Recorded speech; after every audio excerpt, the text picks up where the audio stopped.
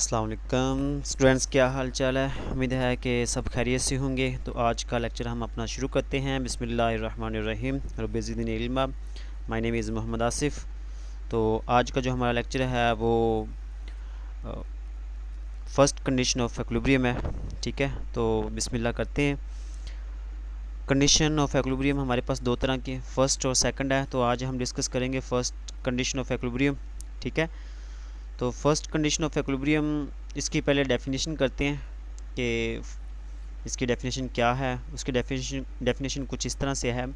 If vector sum of all forces if vector sum of all forces acting on a body is zero.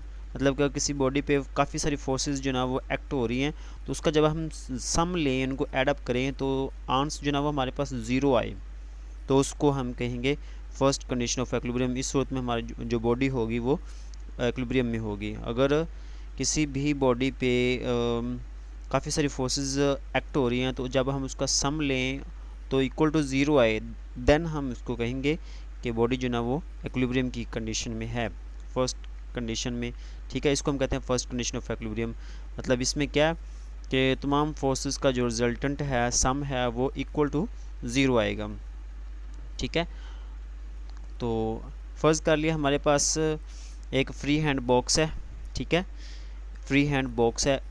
इस box पे हम forces apply करते हैं। एक force यहाँ पे F1 अप्लाई करते हैं, एक फोर्स हम F2 अप्लाई करते हैं।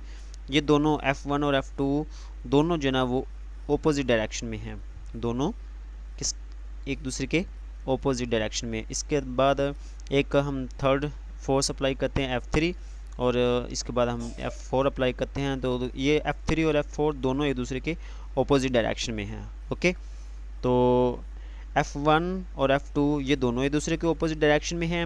F3 एंड F4 ये भी एक दूसरे के ऑपोजिट डायरेक्शन में हैं। ठीक है, अब इन चारों फोर्सेस को हम फर्स्ट कंडीशन के मुताबिक सम इनका लेते हैं, इनको हम ऐड करते हैं। ठीक है, F1 को, F2 को, F3 को और F4 को हमने क्या करना है, ऐड अप करना है। ठीक है, तो ऐड करते हैं। ये हमारे पास इनको ऐड अप करने से हमारे पास एक नेट फोर्स आएगी, F नेट फोर्स। ठीक है, तो हमारे पास एक नेट फोर्स आ गई, वो कुछ इस तरह से आएगी। ये हमारे पास नेट फोर्स आ गई। इस नेट फोर्स में देखिए F1 और F2 को हमने ऐड अप करना है। कैसे ऐड अप करना है कि F1 जो ना वो इस डायरेक्शन में है, ठीक है, और F2 जो ना वो इस डायरेक्शन में है, तो दोनों की जो डायरेक्शन है वो अपोजिट है। तो इस तरह एक प्लस में होगी, F1 पॉजिटिव है और F2 नेगेटिव है, तो ये दोनों एक दूसरे को कैंसिल कर देते हैं। इसी तरह से F3 जो ना वो ऊपर की तरफ है और F4 जो ना वो नीचे की तरफ है। इन दोनों की जो डायरेक्शन है ये भी अपोजिट है, तो F3 हम फर्ज कर लेते हैं पॉजिटिव और F4 को हम ले लेते हैं नेगेटिव। ये दोनों एक दूसरे को कैंसिल कर देती हैं। ठीक है, ये भी दोनों एक दूसरे को क्या करेंगे, कैंसिल कर देंगे। तो इस तरह इनका रिजल्टेंट हमारे पास क्या आ जाएगा, ज़ीरो।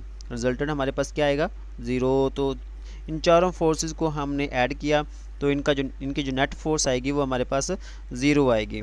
ठीक है, तो हमारे पास नेट फोर्स आ गई ज़ीरो।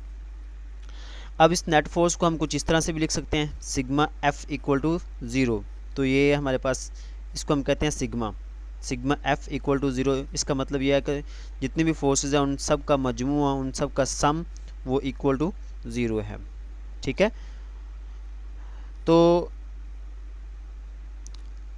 अब फोर्स जो ना वो अगर ज़ीरो हो तो उसका मतलब क्या होगा। फोर्स हमारे पास ज़ीरो है तो उसका मतलब ये होगा कि एक्सेलरेशन जो प्रोड्यूस होगा वो भी ज़ीरो होगा। ठीक है, मतलब अगर फोर्स ज़ीरो है तो बॉडी में एक्सेलरेशन भी ज़ीरो होगा। तो एक्सेलरेशन ज़ीरो कब होता है, उसके लिए हमारे पास दो कंडीशंस हैं।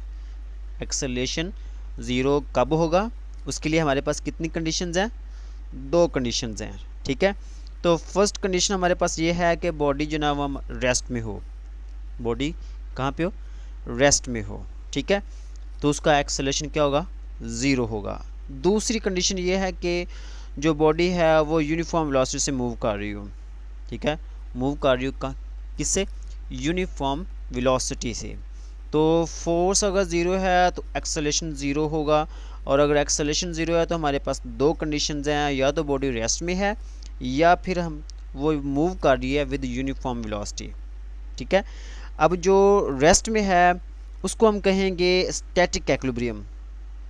बॉडी अगर रेस्ट में है तो उस वक्त बॉडी जो है वो एक्विलिब्रियम में होगी, तो उसको हम कहेंगे स्टैटिक एक्विलिब्रियम। क्या कहेंगे? Static equilibrium. और अगर बॉडी जो ना वो यूनिफॉर्म वेलोसिटी से मूव कर रही है तो भी वो एक्विलिब्रियम में होगी, लेकिन उसका नाम क्या होगा? उसका नाम होगा डायनामिक एक्विलिब्रियम। क्या नाम होगा? Dynamic equilibrium. अब इन दोनों को मिला के स्टैटिक एक्विलिब्रियम और डायनामिक एक्विलिब्रियम, ठीक है, मतलब अगर फर्स्ट कंडीशन को देखा जाएगा, एक्सेलरेशन ज़ीरो है, अगर फोर्स ज़ीरो हो तो फोर्स ज़ीरो है तो उस वक्त एक्सेलरेशन ज़ीरो होगा। तो एक्सेलरेशन ज़ीरो कब होगा? उसके लिए मैंने बताया कि दो कंडीशंस हैं, या तो बॉडी रेस्ट में होगा या फिर बॉडी जो ना वो मूव कर रही होगी विद यूनिफॉर्म वेलोसिटी।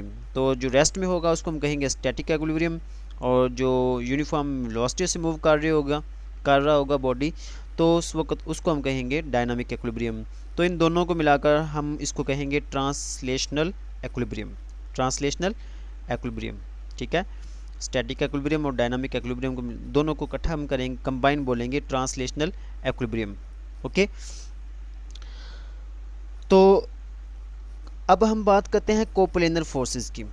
बॉडी जो ना वो एक्विलिब्रियम में है, लेकिन उन बॉडी पे जो फोर्सेस अप्लाई हो रही हैं, फोर्सेस लग रही हैं, वो कोप्लेनर है। कोप्लेनर से मुराद फोर्सेस जो लग रही है वो एक्स और वाई कंपोनेंट्स में है।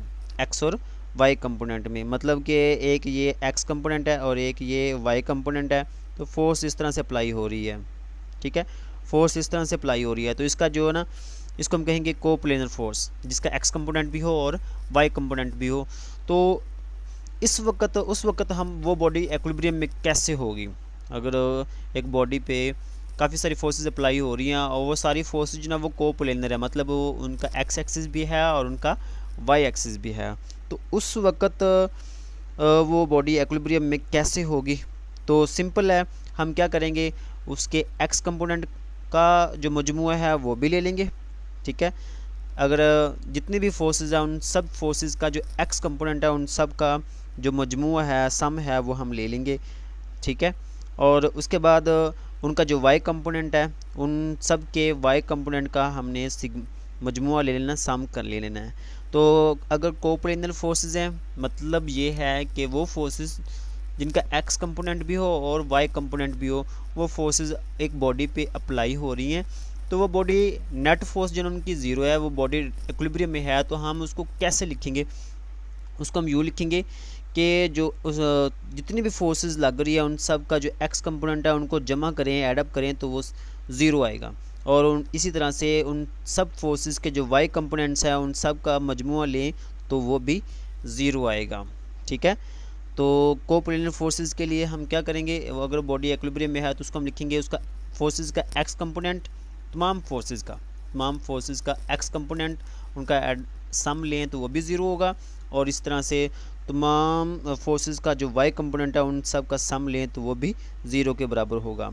ठीक है, तो ये जो हमने डिस्कस किया है फर्स्ट कंडीशन, इसको हम कंप्लीटली कैसे लिखेंगे? ठीक है, कैसे शो करेंगे? देखिए, हमने पीछे देखा कि जो सिग्मा एफ है वो ज़ीरो होना चाहिए, मतलब जो जितनी भी फोर्सेस अप्लाई हो रही हैं वो उन सब का मजमूआ, सम, एडिशन, वो सब ज़ीरो की इक्वल होना चाहिए। ठीक है, तो उसके अलावा दूसरा हमने पढ़ा कि अगर कोप्लेनर फोर्सेज हैं तो उसका एक्स कंपोनेंट भी ज़ीरो होना चाहिए और वाई कंपोनेंट भी ज़ीरो होना चाहिए। तो इसको हम यूँ लिखेंगे, ठीक है, कि जितनी भी फोर्सेज हैं अगर वो कोप्लेनर हैं तो उसका जो एक्स कंपोनेंट है वो ज़ीरो होना चाहिए और उसका वाई कंपोनेंट है वो भी ज़ीरो होना चाहिए। और अगर कोप्लेनर नहीं है तो उस वक्त उसको हम कहेंगे कि sigma F equal to zero, के फोर्सेस, तमाम फोर्सेस का जो सम है वो भी ज़ीरो के इक्वल होना चाहिए। तो फर्स्ट कंडीशन को हम कम्प्लीटली इस तरह से लिखेंगे। आई होप कि आपको इसकी समझ आ गई होगी। ठीक है,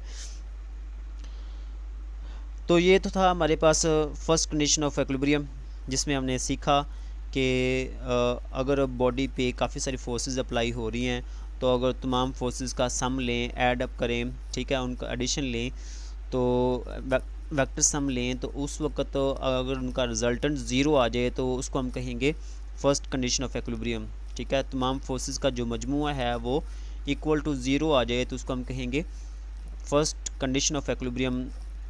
तो अगर बात हो रही हो कोप्लेनर फोर्सेस की तो उस वक्त हम क्या करेंगे, उन तमाम फोर्सेस का जो एक्स कंपोनेंट है वो भी उनको भी ऐड अप करेंगे, सम लेंगे, वो भी ज़ीरो के इक्वल आएगा, ठीक है। और इसी तरह से उन सब फोर्सेस का जो वाई कंपोनेंट है उसका सम लेंगे, ठीक है, तो वो भी इक्वल टू ज़ीरो आएगा। ये जो लिखा हुआ है ना, ये वाली जो है लामत, इसको हम कहते हैं सिग्मा, और ये सम के लिए इस्तेमाल किया जाता है, ठीक है। तो इन एक्स कंपोनेंट्स का और वाई कंपोनेंट्स का हम सम लेंगे और इक्वल टू ज़ीरो आएगा, तो उस वक्त वो बॉडी एक्विलिब्रियम में होगी। तो फर्स्ट कंडीशन को हम कम्प्लीटली कैसे बयान करेंगे कि उसका जो एक्स कंपोनेंट है वो भी ज़ीरो होना चाहिए, वाई कंपोनेंट भी ज़ीरो होना चाहिए, और तमाम फोर्सेस का रिजल्टेंट वो भी ज़ीरो के इक्वल होना चाहिए, ठीक है। तो आप सबसे दरख्वास्त है कि मेरी इस वीडियो को लाइक कर दें, और अगर आप मेरे इस चैनल पे न्यू हैं तो प्लीज़ मेरे इस चैनल को सब्सक्राइब कर दें ताकि आने वाली जितनी भी वीडियोज़ हैं वो आप तक ईज़िली पहुंच सकें, ठीक है। और अगर आपको फ़िज़िक्स के हवाले से कोई भी क्वेश्चन हो, ठीक है, तो आप मुझे कमेंट में कह सकते हैं, कमेंट में पूछ सकते हैं, तो इंशाल्लाह मैं आपको जो आंसर है वो जल्द अज जल्द बताने की कोशिश करूँगा। अपना ख्याल रखें और अपने इस चैनल का भी ख्याल रखिए। अल्लाह नगहबान।